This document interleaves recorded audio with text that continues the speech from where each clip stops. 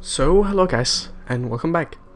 Today we're going to play Katawa Shoujo, which is a reading novel made by something. Sorry.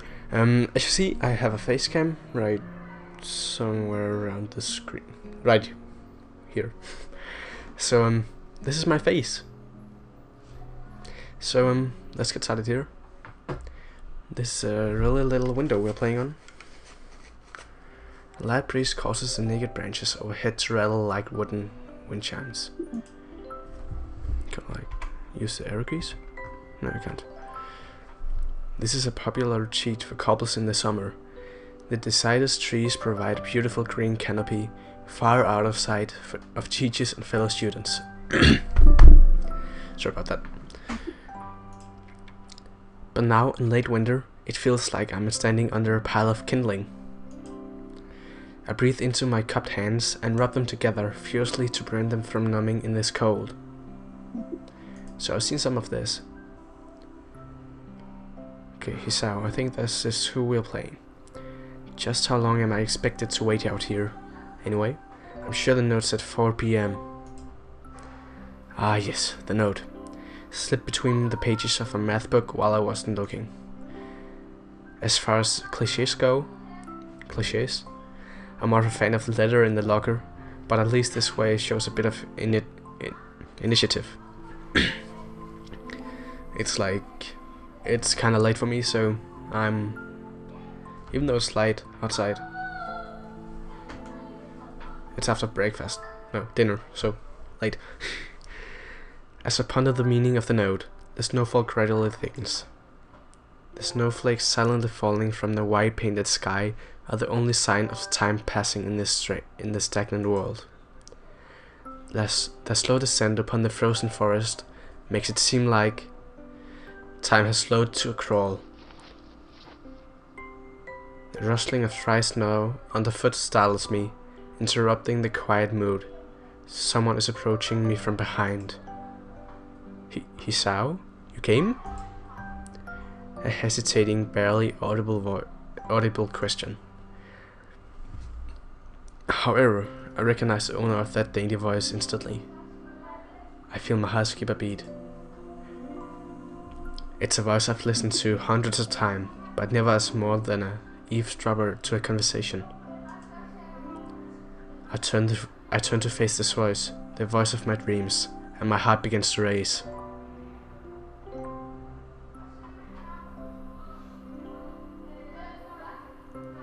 Iwanako? I got a note telling me to wait here. It was yours? Damn it, I spent all afternoon trying to come up with a good line, and that was what and that was the result? Pathetic. Yes.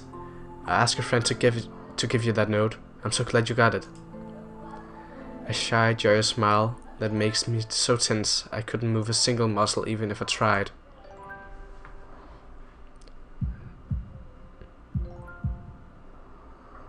So about the poor microphone quality. Even though I use my snowball, I'm using some capture device because Fraps of the X3 wouldn't record this single little window. I have something now, I don't know. Whatever. So yeah, I'm using Camtasia, which is really bad audio. Bad Camtasia. So back in the storytelling mood. My heart is pounding now, as if it were trying to burst out of my chest and claim this girl for itself. I almost want to see that then. Like a heart just being trying to you're mine. So here we are, out in the cold. Once again, the wind stirs up the branches. The cacophonous noise is music to my ears. Iwanako flinches ever so softly against a gust of the wind. As it passes, she rights herself as if supposed by some new confidence. Her eyes lock with mine, and she lazily twirls her long dark hair around her finger. All the while, the anxious beating of my heart grows louder. My throat is tight. I doubt I could even force a word out if I tried. You see, I wanted to know. No. I wanted to know if you'd go out with.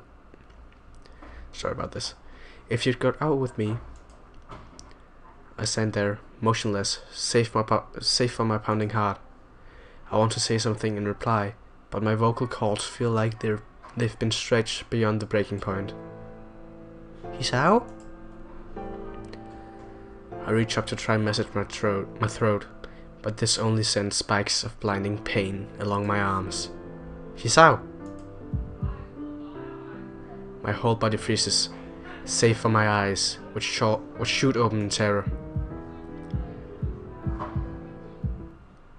Are we getting a heart attack? Hisao! The beating in my chest suddenly stops, and I go weak at the knees. The world around me, the canopy of bare branches, the dull winter sky, Iwanaka running towards me, all these fade to black.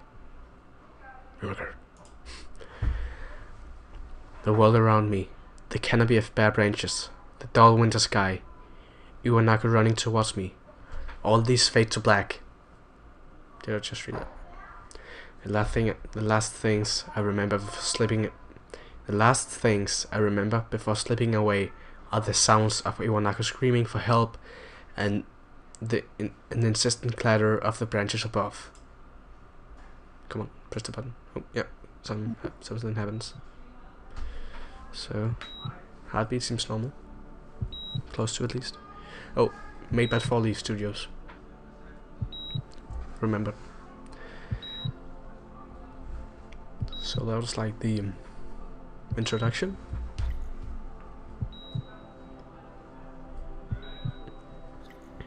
Anonymous. Damn, I didn't know they made games. Not JK. So there's a drop we have there. So I thought I'd do a face cam for this because just for fun, because like it seems as an okay game for a face cam. It's like all calm and not really anything like special. I'll try to avoid like getting over the text. I think I might like put the game like in one section of the screen, from this to here, the face cam down here, and then some random stuff up here, like maybe some art if I can do so. I really don't think I can, so don't be. It's been 4 months since my heart attack. Oh, had a heart attack. Just stretching my arm. In that whole time, I can probably count the times I've left this hospital room unsupervised on one hand. 4 months is a pretty long time when you're left alone with your thoughts, so I've had plenty of time to come to terms with my situation. Arrhythmia. A strange word. A foreign, alien one. One that you don't want to be in the same room with. A rare condition. It causes a heart to act erratically and occasionally beat way too fast. It can be fatal. Well, that's bad. Apparently I've had it for a long time. They said it was a miracle that I was able to go on so long without anything happening. Is that really a miracle? I guess it was supposed to make me feel better, more appreciative of my life. It really didn't do anything to cheer me up.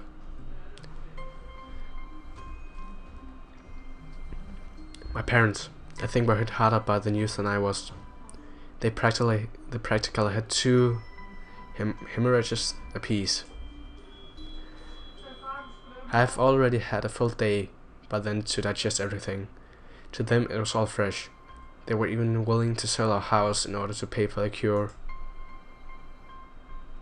Well, that's much to go through. Of course, there isn't a cure. Still have their house. Because of the late discovery of this condition, I've had to stay at the hospital to recuperate from the treatments. Sorry, itchy nose. When I was first admitted, it felt as if I was missed. For about a week, my room in the ward was full of flowers, balloons, and cards. But the visitors soon dwindled, and all the get-well gifts began trickling down to nothing shortly after. I realized that the only reason I had gotten so many cards and flowers because sending me their sympathy have been turned into a class project.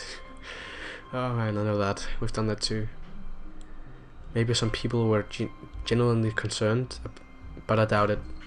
Even in the beginning, I barely had visitors. By the end of the first month, only my parent came by on a regular basis. Iwanako was the last to stop visiting. After 6 weeks, I never saw her again. We never had that much to talk about when she visited anyway. Well, I'm not English, so don't please bear with me. We didn't touch the subject that was between us on that snow day ever again. The hospital? It's not really a place I'd like to live in. The doctors and nurses feel so impersonal and faceless. Hello. What should it be? Faceless. Got it? No. I guess it's because they're in a hurry and they have a million other patients waiting for them. But it makes me feel uncomfortable. Bad English, you know. Don't worry.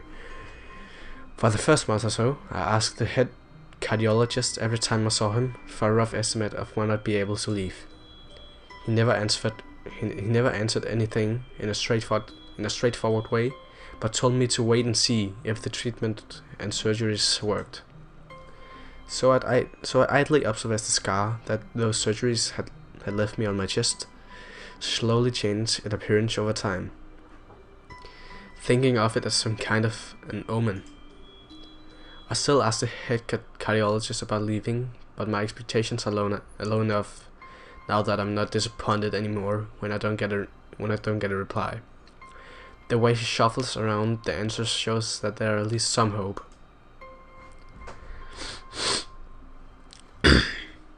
At some point, I stopped watching TV. I don't know why. I just did. Maybe it was a wrong kind of escapism for my situation. I started reading instead. There was a small library in the hospital, although it was more like a storeroom for books. I began working my way through it, one small stack at a time. After consuming them, I would go back for more. I found that I liked reading, and I think I even became a bit addicted. I started feeling naked without a book in my hands. But I loved the stories. That was what my life was like. The days became increasingly harder to distinguish from each other, differing only by the book I was reading and the weather outside. It felt like time blurred into some kind of gooey mess. I was trapped inside instead of moving within. So I'm just gonna take something to drink. If I can open it.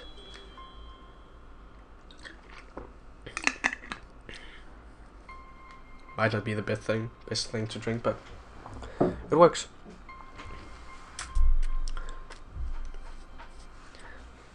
Okay, onwards.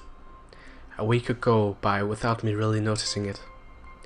Sometimes I'd pause in realization that I didn't know what day of the week it was. Sometimes I do that in the summer vacation, so that's like, Mom, is it Friday? No, Magnus, it's Monday. Shit. But other times, all these things that surround me would painfully crash into my consciousness through the barrier of nonchalance I had set up for myself. The pages of my book would start to feel sharp and burning hot, and even the heaviness in my chest would become so hard to bear that I had to put the book aside and just lay down for a while, looking at the ceilings as if I was going to cry. But that happened only rarely, and I couldn't even cry. Today, the doctor comes in and gives me a smile. He seems excited, but not very. It's like he's trying to make an effort to be happy on my behalf. My parents are here. It's been a few days since I've last seen them, Both of them are even sort of dressed up. Is this supposed to be some kind of special occasion? It's not a party. There's a ritual the head of cardiologist has. He takes his time, signing his papers, then setting them aside as if to make a point of the pointlessness of what he's just did. Then he casually sits down on the edge of the bed next to mine. He looks me in the eyes for a moment. Hello, Hisao. How are you doing? Hello, Hisao. How are you doing today? I don't answer him, but smile a little bit back at him. I believe that you can go home. Your heart is stronger now, and with some precaution, fuck it, you should be fine. We have all our medication sorted out. I'll give your father the prescription. The doctor hands a sheet of paper to my dad, whose expressions turned wooden as he reads it quickly. So many. I take it from his hand and take a look myself, feeling numb. How am I supposed to react to this? The absolutely long list of medications staring back at me from the paper seems insurmountable. They all blend together in a sea of letters. Holy shit, they do. 10 milliliters, 48 milligrams. Oh shit. Just black. Nothing wrong with black. Sorry, burping. This is insane. Side effects, adverse effects, contraindications, and dosages are listed line after line, with cold precision. I try to read them, but it's so futile. I can't understand any of it, attempting to only make me feel sicker. All this for the rest of my life, every day? I'm afraid that is best. I'm afraid that is best we can do at this point. However, new medications are always being developed, so I wouldn't be surprised to see that list fade over the years. Yes? What kind of confidence booster is that? I'd feel better if you hadn't said anything. Also, I've spoken with your parents, and we believe that it would be best if you don't return to your old school. What? Please calm down, Hisao. Listen to what the doctor has to say. Calm down? The way it says it tells me he knew full well that I wouldn't like it. Am I going to be homeschooled? Whatever my concern shows, it's ignored.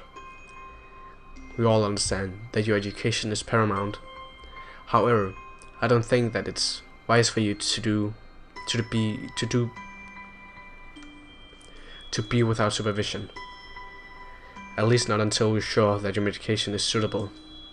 So, I've spoken to your parents about a transfer. It's a school called Yamaku Academy that specializes in dealing with disabled students. Disabled? What am I? It has a 24-hour nursing staff and is only a few minutes from a highly regarded general hospital. The majority of the students live on the campus. Think of it as a boarding school of sorts. It's designed to give students a degree of independence while keeping help nearby. 20 minutes. Oh, 19. Independence? It's a school for disabled kids. Don't try to disguise that fact. If it really was that free, there wouldn't be a 24-hour nursing staff, and you wouldn't make a hospital being nearby a selling point. Of course, that's only if you want to go, but your mother and I aren't really able to homeschool you. We went out of there and had a look at a couple of weeks back. A couple of weeks back. I think you'd like it. It looks really like I don't have any choice. Compared to other heart problems, people with your condition usually tend to live long lives. You'll need a job a day, and this is a good opportunity to continue your education. This is not an opportunity. Don't call it an opportunity. Don't call it a goddamn opportunity. Well, you should be excited at the chance to go back to school. I remember you wanted to return to school, and while it's not the same one, a special school, that's an insult. That's what I want to say. It's a step down. It's not what you think. All of the students there are pretty active in their own sort of way. It's geared towards students that can still get around and learn, but just need a little help on the way, in one way or another. Your father's right, and many of the graduates of the school have gone to do amazing things. A person doesn't have to be held back by their disability. One of my colleagues in another hospital is a graduate. I don't care. A person doesn't have to be held back by their disability. That's what a disability is. I really hate that something so important was decided for me, but what can I do about it? A normal life is out of the question now. It's funny, I'd always thought my life was actually kind of boring, but now I just miss it. I want to protest. I want to blame this lack of reaction on shock or fatigue. I could easily yell out something now, something about how I can go back to school anyway, but no. I don't say anything. The fact is that I know now it's futile. I don't know how to say that. I look around the room, feeling very tired of all this. The hospital, doctors, my condition, everything. I don't see anything that would make me feel any different. There really isn't a choice. I know this. But the thought of going to a disabled school, what are those even like? As much as I try to put a positive spin on this, it's very difficult. But let me try. A clean slate isn't a bad thing. That's all I can think of to get me through this. At least I still have something, even if it's a special school. It's something. It's a fresh start, and my life isn't over. It would be a mistake to just resign myself to thinking that. At the very least, I'll try to see what my new life will look like.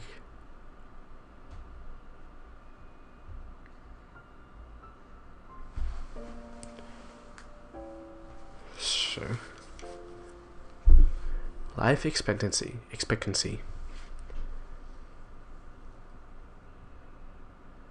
So I don't know. Should we cut the first episode here? Yeah, let's do that. So I hope you like it. I like doing this because I think it's a pretty good series so far. So next time, guys. See ya.